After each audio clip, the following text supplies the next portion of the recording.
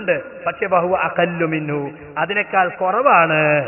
നഫസ് എന്ന് പറഞ്ഞാലും തഫല് എന്ന് പറഞ്ഞാലും നനവോടെ ഊതലാണ്. ഇയാൾ ഒരിക്കൽ ഇങ്ങനെ പറയാ, ജമിയത്തിനുമ്പോ എന്റെ പ്രബന്ധത്തിൽ തുപ്പീനാ കൊടുത്തിട്ടുള്ളത്, ഞാൻ പിന്നെ അതൊക്കെ പിടിക്കായിട്ടാണ്, എനിക്ക് പിടിക്കാൻ അറിയായിട്ടൊന്നല്ല. ഓ മൂപ്പര് ഔദാര്യം. എന്താ തഫലിന്റെ അർത്ഥം? ദാ പഠിച്ചു വെച്ചോളി, കോക്കസ് നേതാവും കൂട്ടരും പഠിച്ചു വെച്ചോളി. തഫലിന്റെ അർത്ഥം എന്താണ്?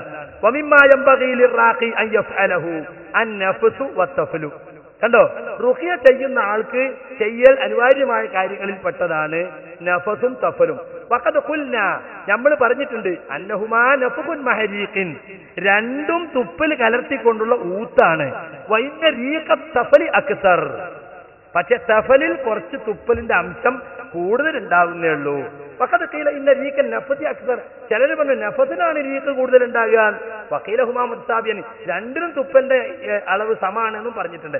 വൽ അവ്വലു അസഹ്ഹു ഇൻദ അഹ്ലിൽ ലുഗ, ഭാഷാ പണ്ഡിതന്മാരുടെ അടുക്കൽ ഒന്നാമത് പറഞ്ഞതാണ് ഏറ്റവും സഹിഹായത്. അതെന്താ? നഫസിനേക്കാൾ അല്പം കൂടുതൽ തുപ്പലുണ്ടാവും ഏതില്? ഈ പറഞ്ഞ തഫലില്. അപ്പൊ തഫല എന്ന് പറഞ്ഞാ തുപ്പിക്കൊടുത്തു എന്നല്ല. ഇയാൾക്ക് ഈ റുഖിയനെ കിട്ടി വികൃതമാക്കല്ലോ. ആരെങ്കിലും റസൂലിന് ഒരാളെങ്കിട്ട് വായ തുപ്പോയി, അപ്പൊ കേൾക്കുമ്പോ തന്നെ ആളുകൾക്ക് റുഖിയനാണ് വെറുക്കണല്ലോ. റുഖിയ ശറയ്യാന്ന് പറയും ചെയ്യണം, ആളുകൾ വെറുക്കുകയും ചെയ്യണം. അതാ ഇയാളെ ഉദ്ദേശം. നബി സല്ലല്ലാഹു അലൈഹി വസല്ലം നമ്മൾ സാധാരണ രോഗികൾക്ക് ഊതി കൊടുക്കൽ എങ്ങനെ? ഓടക്കൊയിൽ അടുപ്പിൽ ഊതുമ്പോൾ ഊതല് അല്ല. റുഖിയ നടത്തിയ ഉടനെ ആ റുഖിയയുമായി ബന്ധപ്പെട്ട റുഖിയയുമായി കലർന്ന ഉമിനീര് ഇങ്ങനെ ഊതി കൊടുക്കും. അതാ സാധാരണ ചെയ്യുക. അതിനാണ് നഫസ് എന്നും തഫല് എന്നൊക്കെ പറയാ. ഇത് ഖുർത്തുബി മുസ്ലിമിന്റെ ശറഹ് അതാണ്, അതിൽ കൊടുത്തതാണ്. ഇനി അതിന് വ്യക്തമായി തന്നെ പറഞ്ഞു, നിഹായയിൽ പറഞ്ഞത് കേട്ടോളൂ. ഫതഫല ഫീഹി അത്തഫലു നഫഖുൻ മഅഹു അദ്നാ ബുസാഖി വഹുവ അക്സറു മിനൻ നഫസി വഖദ് തകററ ദിക്റുഹു ഫിൽ ഹദീസ്. തഫല് എന്ന് പറഞ്ഞാല് അത് തുപ്പലിനോട് ഏറ്റവും അടുത്ത ഒരു ഊത്താണ്. വഹുവ അക്സറു മിനൻ നഫസി, നഫസിനേക്കാൾ കൂടുതൽ അതിൽ എന്തുണ്ടാകും? തുപ്പലിന്റെ അംശം ഉണ്ടാകും. ലിസാനുൽ അറബിലും ഇത് പറഞ്ഞിട്ടുണ്ട്. അത്തഫ്ലു ശബീഹും ബിൽ ബദ്ഖി വഹുവ അഖല്ലു മിൻഹു അവ്വലുഹു വൽ ബദ്ഖു ثم الطفل ثم النفث ثم النفخ وفي الحديث فتفل فيه هو من ذلك. അപ്പൊ തുപ്പലാണ് ബദ്ഖ്. തഫല് എന്ന് പറഞ്ഞാൽ തുപ്പലല്ല, കുറച്ചുകൂടി ഉമിനീര് കലർത്തി ഊതും. നഫ്സ് അതിനേക്കാളും കുറച്ച് ഉമിനീര്. നഫ്ഖ് എന്ന് പറഞ്ഞാൽ തുപ്പലില്ലാത്ത ഊത്ത്. കണ്ടോ? ഇത് സാലി ആൽ ശൈഖിന്റെ റുഖാ വഹ്കാമുഹ എന്നതിലും പറഞ്ഞിട്ടുണ്ട്. ഇനി ഖുർത്തുബിയിൽ കാന ഇദസ്തക തറ അലാ നഫ്സിഹി അൽ മുഅബ്ബിദതൈനി വതഫല ഔ നഫസ, നബി സല്ലല്ലാഹു അലൈഹി വസല്ലം രോഗം വന്നപ്പോൾ മുഅബ്ബിദതൈനി ഓതി ഊതാറുണ്ടായിരുന്നു എന്ന ഹദീസ് എടുത്തിട്ട് പറയാണ്. ഖാല അബൂബക്കർ ഇബ്നുൽ അംബാരി ഖാല അൽ-ലുഗവിയ്യൂന തഫ്സീറു നഫസ നഫഖ നഫഖൻ ലൈസ മഅഹു റീഖുൻ വമഅന തഫല നഫഖ നഫഖൻ മഅഹു റീഖുൻ. കണ്ടോ, അല്പം തുപ്പലോടുകൂടി ഊതി എന്നാണ്. ഞാൻ അതൊക്കെ വായിച്ചെന്തിനാണെന്നറിയോ? തുപ്പിക്കൊടുത്തു ഇയാൾ ഒരുപാട് സ്ഥലത്ത് പറഞ്ഞിട്ടുണ്ട്. തുപ്പലല്ല. അപ്പൊ സ്ത്രീക്ക് മനസ്സിലായി ശൈത്താൻ ബാധയാണ്, അവിടുന്ന് നമ്മൾ പോകുന്നത്. സ്ത്രീക്ക് മനസ്സിലായി എന്റെ ഈ കുട്ടിക്ക് ശൈത്താൻ ബാധ ഉണ്ട്. അപ്പൊ നബി ചോദിച്ചോ നിനക്ക് വഹയുണ്ടോ? ചോദിച്ചില്ല. അതിന് തട്ടിപ്പ് നടത്തിയാൽ എന്ത്? എന്റെ ഈ കുട്ടിക്ക് തീരെ സുഖമില്ല, ഇടക്കടെ ബോധം കിടന്നില്ല, ഒന്നുമില്ല, അതൊക്കെ ഇയാളെ വാകെ ാണെന്ന് വിചാരിക്കപ്പെടുന്നു എന്നൊക്കെ പറഞ്ഞിട്ട് ഇത് ഇങ്ങനത്തെ തട്ടിപ്പാണ് ഇയാൾ നടത്തുന്നത്. എന്നാ അനസ് മുസ്ലിയാർ പറയുന്നത് കേട്ടോളി, മനസ്സിലാകും. ഒരാൾക്ക് ജിന്നു ബാധിച്ചിരിക്കുന്നു. ജിന്നു ബാധിച്ചിരിക്കുന്നു, വഹിയുള്ള കാലത്ത് പറഞ്ഞതാ. ബാധിച്ച ആളെ ഓതുകയാണ്, അല്ലെങ്കിൽ അയാൾക്ക് ഓതിക്കൊടുക്കുകയാണ്. വിശുദ്ധ ഖുർആന്റെ ആയത്തുകൾ ഓതിക്കൊടുക്കുകയാണ്, അല്ലെങ്കിൽ ഹദീസ് കൊണ്ട് ഓതിക്കൊടുക്കുക, അല്ലെങ്കിൽ ഹദീസിൽ വന്ന വാരിതായിട്ടുള്ള വാചകങ്ങൾ കൊണ്ട് പറഞ്ഞ് അദ്ദേഹത്തെ മന്ത്രിക്കുകയാണ്. തെറ്റല്ല. എന്നാൽ അതിനപ്പുറത്ത് ഇയാളിൽ ജിന്ന് ഹാജരാകുമ്പോൾ ഈ മന്ത്രിക്കുന്നയാൾ അയാളോട് സംസാരിക്കാൻ തുടങ്ങും. എവിടുന്നാ വന്നത്? ആരാണ് നിങ്ങൾ? അത് ഗോപാലനാണ്. എവിടെയാ താമസം? അത് കട്ടുപ്പാറ കലിങ്ങിനടിയിലാണ്. എന്താ സംഭവിച്ചത്? അത് ഞാൻ പണ്ട് വണ്ടി ആക്സിഡന്റിൽ പെട്ട് മരിച്ച ആളാണ്. അപ്പൊ വസുമതി എന്ന് പറഞ്ഞിട്ട് കെട്ടിത്തൂങ്ങിയ വേറെ ഒരുത്തി ഉണ്ടായിരുന്നല്ലോ, അവളിപ്പോ എവിടെയാണ്? അപ്പൊ ഈ മന്ത്രിക്കണാക്ക് വേറൊരു ജില്ലയിൽ ഇളക്കിയപ്പോ അവിടുന്ന് കിട്ടിയതാണ് ഈ വസുമതി. അപ്പൊ ഇറക്കി വിട്ടിട്ടുണ്ട്. വസുമതി ഇപ്പോൾ എവിടെയാണ്? വസുമതി കട്ടുപ്പാറ കലിങ്ങിന്റെ അങ്ങേറ്റത്ത് ഇപ്പോൾ താമസിക്കുന്നുണ്ട്. ഇപ്പോൾ അവൾ ഏതെങ്കിലും ശരീരത്തിലുണ്ടോ? അല്ലെങ്കിൽ ആരുടെയെങ്കിലും ശരീരത്തിൽ വസുമതി ഉണ്ടോ? അവൻ പറയാ അല്ല, വസുമതി ഇപ്പോ ആരുടെ ശരീരത്തിൽ ഉണ്ട് എന്ന് പറയാൻ കഴിയില്ല, അവളൊക്കെ അലഞ്ഞടക്കണ അനാഥപ്രേതാണ്, ഒരു കൂടാരം കിട്ടിയിട്ടില്ല. ഇത് ഞാൻ ഉദാഹരണം, ഇത് സംസാരിക്കുകയാണ്. ആരോടാണ്? ഈ ജിന്നിനോട്, അല്ലെങ്കിൽ ഒരാൾ ശരീരത്തിലുണ്ട് എന്ന് പറയുന്ന ജിന്നിനോട് ഇയാൾ സംസാരിക്കുകയാണ്. ഇത് ഒരിക്കലും റുഖിയല്ല, ഇസ്ലാമികമല്ല, ഇത് വഴികേടാണ്. പോഴത്തമേ നിന്റെ പേരോ സലഫി? ജിന്നുബാധ തിരിച്ചറിയ ഒരു വഴിയില്ല, വഹിയുള്ള നബിക്കല്ലാതെ അറിയില്ല. എന്നിട്ട് പറയാണ് ജിന്നുബാധ ഉണ്ടായി, ഒരാൾക്ക് ജിന്ന് ബാധിച്ചു, നമ്മളയാൾക്ക് ഇങ്ങനെ ഓതിക്കൊടുക്കുമ്പോ ജിന്ന് ഹാജറായി സംസാരിക്കുന്നു. അപ്പോ എന്നോട് കൂടുതൽ സംസാരിക്കാൻ പാടില്ല, അത് തെറ്റാണ്. അപ്പൊ ആദ്യം പറഞ്ഞേ പൊളിഞ്ഞ്. ആദ്യം പറഞ്ഞെന്താ?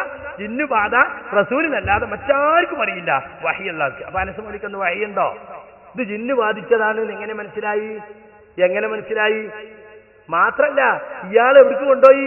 ദുബൈർ ഡോക്ടറെ അടുത്തേക്ക് കൊണ്ടുപോയി. ഇയാളെ ദുബൈർ ഡോക്ടറെ വിളിച്ചു കൊണ്ടുവന്നു.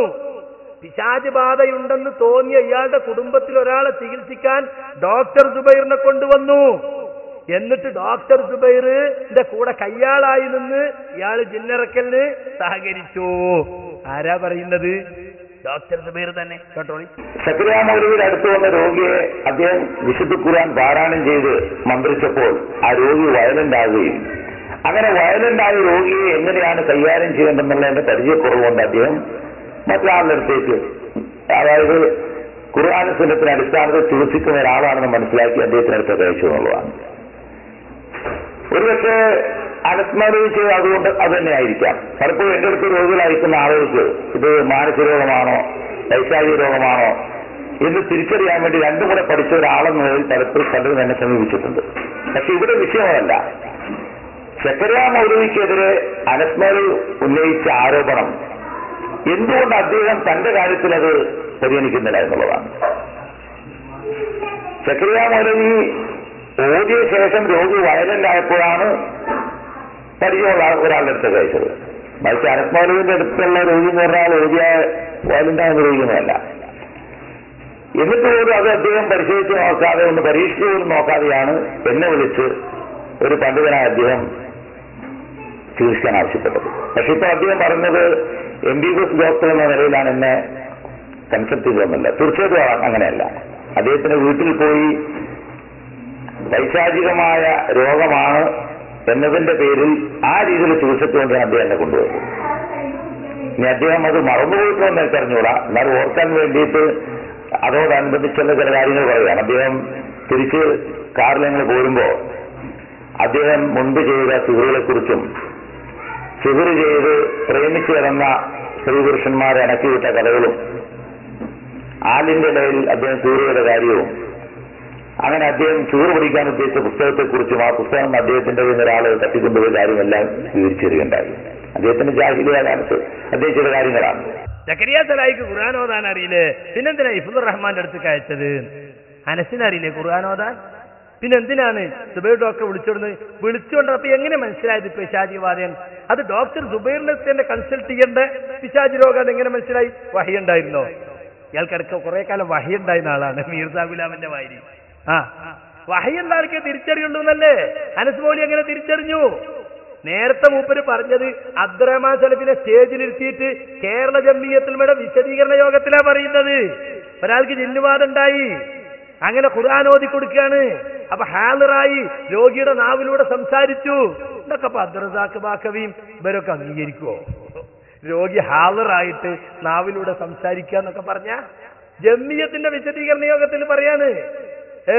പൂച്ചക്ക് പള്ളിയിലെടുത്തും പിടിച്ച മാതിരി അബ്ദുറഹ്മാൻ സലഫി അവിടെ ഇരുന്നിട്ട് ഈ ചങ്ങായി പറഞ്ഞും പോയാലത് എന്നുള്ള ആൾക്ക് കാസറ്റ് പുറത്തിറക്കിയിട്ടില്ല. പക്ഷെ അതൊക്കെ കാസറ്റ് ഞങ്ങളെ കയ്യിലുണ്ട്. ഇനി എന്തെല്ലാം പുറത്തിറക്കാണ്ട് എല്ലാം ഞങ്ങളുടെ കയ്യിലുണ്ട്. നിങ്ങൾ റുക്കിയായിട്ട് വന്നിട്ട് ഇറങ്ങി 2 റൗണ്ട് നമുക്ക് റുക്കി ആയിക്കോട്ടെ. തിർക്കാരോപണം ഏതാണ്ട് നിങ്ങൾ പിന്മാറിയല്ലോ അല്ലേ? അങ്ങനെ വാദമില്ല, ഉണ്ടെന്ന് പറഞ്ഞിട്ടില്ല എന്നൊക്കെ പറഞ്ഞില്ലേ?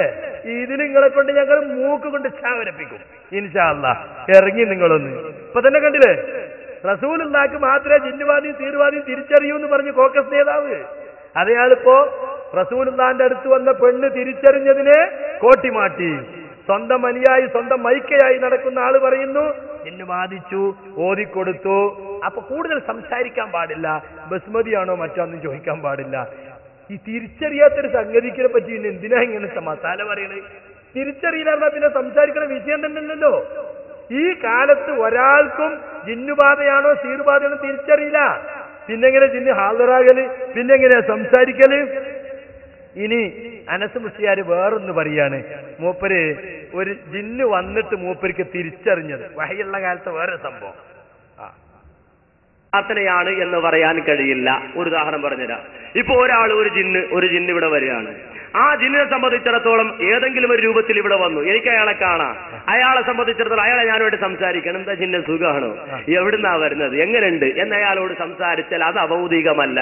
അയാളെ സംബന്ധിച്ചിടത്തോളം അങ്ങനെ ചോദിച്ചതുകൊണ്ട് ശിർക്കാവുകയുമില്ല. ഇനി മാത്രമല്ല, വിശുദ്ധ ഖുർആൻ തന്നെ പരിശോധിച്ചാൽ സുലൈമാൻ നബി അലൈഹിസ്സലാത്തു വസ്സലാം ജിന്നുകളോട് സംസാരിക്കുന്നു, ജിന്നുകളെ കൊണ്ട് പല പണി എടുപ്പിക്കുന്നു, ബന്നാവുകൾ ഉണ്ടായിരുന്നു എന്ന് മടവൂരികൾ തന്നെ സമ്മതിക്കുന്നുണ്ട്. വിശുദ്ധ ഖുർആനാണ്, ഞാൻ മടവൂരി ചേർത്തി പറയുമ്പോൾ നിങ്ങൾ തെറ്റിദ്ധരിക്കണ്ട. വിശുദ്ധ ഖുർആൻ തന്നെ പറയാണ് സുലൈമാൻ നബിയുടെ സന്നിധിയിൽ ജിന്നുകൾ ഉണ്ടായിരുന്നു. കണ്ടോ? അപ്പോൾ ജിന്ന് ഇവിടെ വന്നു, ഏതെങ്കിലും രൂപത്തിൽ വന്നു.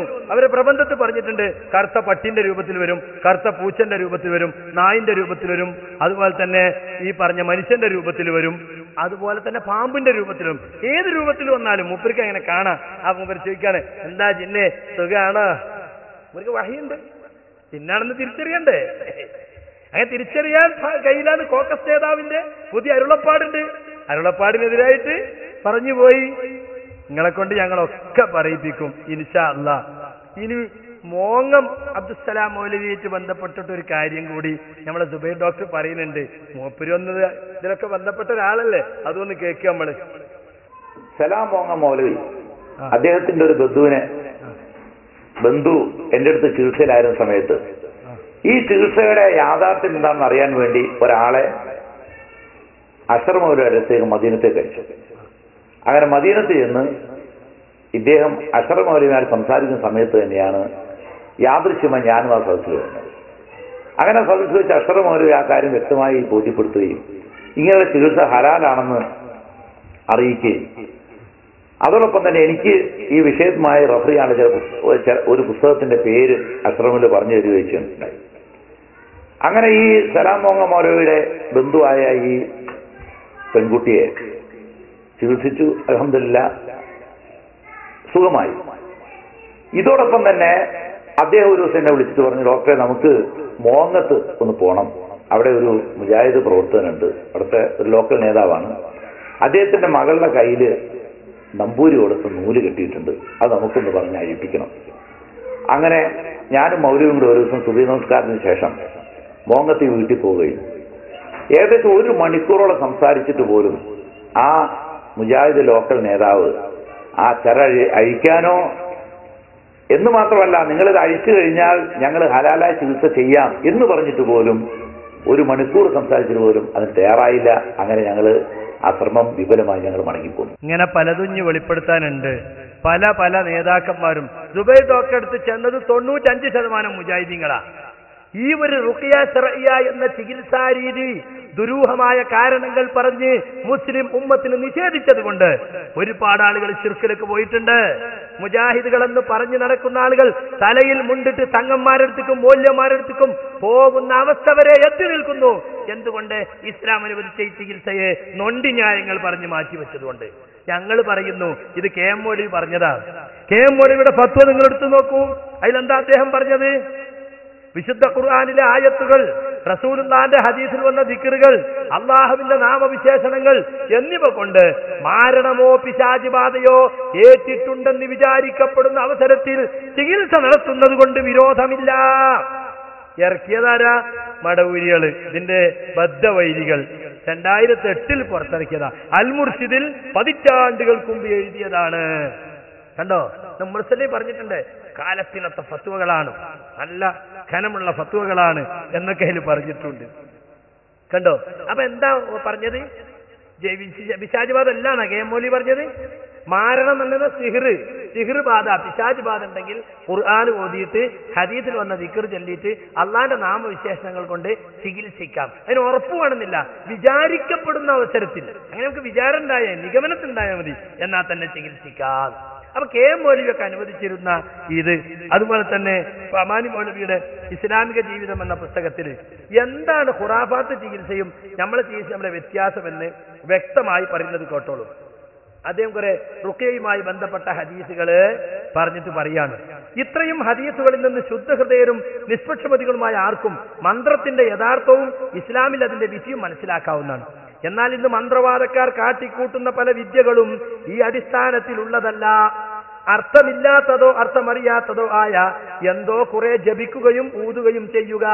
ഖുറാഫികളുടെ ചികിത്സന്റെ രീതി പറയാ, എന്തൊക്കെയോ എഴുതി തൂക്കുക, അല്ലെങ്കിൽ ചുട്ടുകളയുക തുടങ്ങി പല കോപ്രായത്തങ്ങളും അവർ കാട്ടിക്കൂട്ടാറുണ്ട്. മാത്രമല്ല ശരിയായ ഖുർആൻ ആയത്തുകളുടെയും ദിക്റുകളുടെയും ഇടയിൽ കൂടി ശിർക്ക് കുത്തിച്ചേർക്കുക കൂടി ചെയ്യുന്നു അവരിൽ പലരും. ഇത് കാണുമ്പോൾ മന്ത്രം ചെയ്യാൻ അനുവദിച്ചുകൊണ്ടുള്ള ഹദീസുകൾ തന്നെ ജനങ്ങളെ അറിയിച്ചാൽ അവർ അബദ്ധത്തിൽ ചാടുമോ എന്ന് ഭയപ്പെട്ടു പോകുകയാണ്. ഇത് മാത്രം എടുത്തു കൊടുത്തത് ജമിയത്തിന്റെ ബുക്കിൽ കണ്ടോ.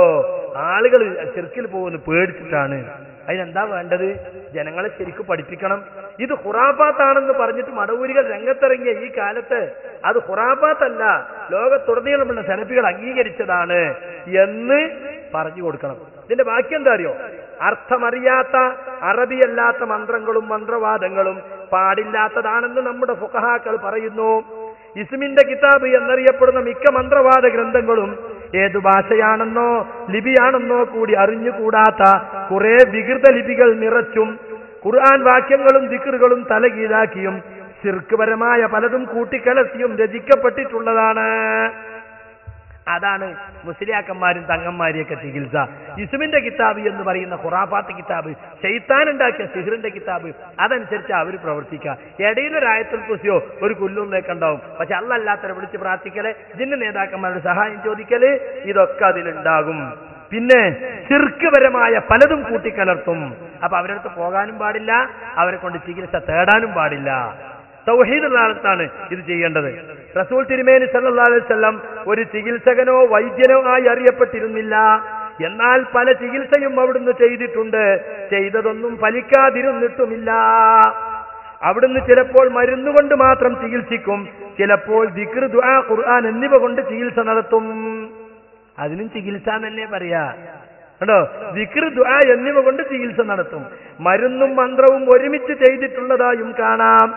ദിക്ർ, ദുആ, ഖുർആൻ എന്നിവ മുഖേനയുള്ള ചികിത്സ കൊണ്ട് കാര്യമുണ്ടാകണമെങ്കിൽ ചികിത്സകന് താൻ ഉപയോഗിക്കുന്ന ദിക്ർ, ദുആ, ഖുർആൻ സൂക്തം എന്നിവയുടെ അർത്ഥവും രോഗവും അവയും തമ്മിലുള്ള പൊരുത്തവും അറിഞ്ഞിരിക്കണം. മാത്രമല്ല അയാൾ ശുദ്ധനും ഭക്തനുമായിരിക്കുക കൂടി വേണം. എന്തുകൊണ്ടെന്നാൽ പ്രാർത്ഥനയും ഭക്തിയുമാണ് ആ ചികിത്സയുടെ അടിസ്ഥാനം തന്നെ. വലിയ ആലിമാകണമെന്നില്ല, ശുദ്ധനായിരിക്കണം, നല്ല ജീവിതശൈലിയിലാണ്, ഭക്തനായിരിക്കണം, എന്നാലേ പ്രാർത്ഥിച്ചാൽ ഫലിക്കുള്ളൂ. കണ്ടോ? ഇപ്പൊ പറഞ്ഞെന്താ, മഹാപണ്ഡിതന്മാർക്ക് മാത്രമേ ചെയ്യാൻ പാടുള്ളൂ. എന്നിട്ട് ഇങ്ങനെ വായിക്കുന്ന ഓരോ ഇബാറത്തുകൾ ജമിയത്തിന്റെ പുസ്തകത്തില് സുഹൃത്തുക്കളെ എന്താ എടുത്ത് കൊടുത്തിട്ടുള്ളത്? ജമിയത്തിന്റെ പുസ്തകത്തിലെ തെറ്റുകൾ ചൂണ്ടിക്കാണിച്ചുകൊണ്ട് 38 പണ്ഡിതന്മാര് ഒപ്പിട്ട കടലാസ് കൊടുത്തല്ലോ. പക്ഷെ ഇവരെന്തായി അതിനെ പരിഹസിക്കാ ചെയ്തത്. വാസ്തവത്തിൽ ഈ പുസ്തകത്തിലെ അപകടം എന്താ അറിയോ? ഒരാൾ മറ്റൊരാൾക്ക് ചെയ്തു കൊടുക്കുന്ന റുഖ്യയെ പറ്റി പറയുന്നില്ല. ഇവിടെ PN-ന്റെ നേതൃത്വത്തിൽ തീരുമാനം എടുത്തിട്ട് ആ തീരുമാനമൊക്കെ നല്ല നല്ല തീരുമാനമെന്ന് ഞാൻ പറഞ്ഞതിനെ പരിഹസിച്ചുകൊണ്ട് അനസ് ഇവിടെ അങ്ങനെ വായിച്ചു. പക്ഷെ ആ തീരുമാനത്തിന് വിരുദ്ധമായിട്ടാണ് ഈ പുസ്തകത്തിൽ വന്നത്. ഈ പുസ്തകത്തിൽ അതിൽ പറഞ്ഞിട്ടുണ്ട്, സുന്നത്തിൽ സ്ഥിരപ്പെട്ട രൂപത്തിൽ റുഖ്യ നിർവഹിക്കണം. അതിന്റെ നിർവചനം തന്നെ പറഞ്ഞിട്ടുണ്ട്. അപ്പൊ റസൂലുള്ളാഹിന്റെ ഹദീസിൽ വന്ന റുഖ്യയുടെ എല്ലാ രൂപവും അത് പഠിപ്പിച്ചു കൊടുക്കണം എന്നതിലുണ്ട്. അതുകൊണ്ട് പഠിപ്പിച്ചോ? മാത്രല്ല ഈ പുസ്തകത്തിന്റെ പേരെന്ന് എന്താണെന്നറിയോ? ജിന്ന് പിശാച് റുഖ്യ ശർഇയ്യ. എന്നിട്ട് ഇതിലൊരു അധ്യായത്തിന്റെ പേരെന്താ? റുഖ്യ ശർഇയ്യ, ചില അബദ്ധധാരണകൾ.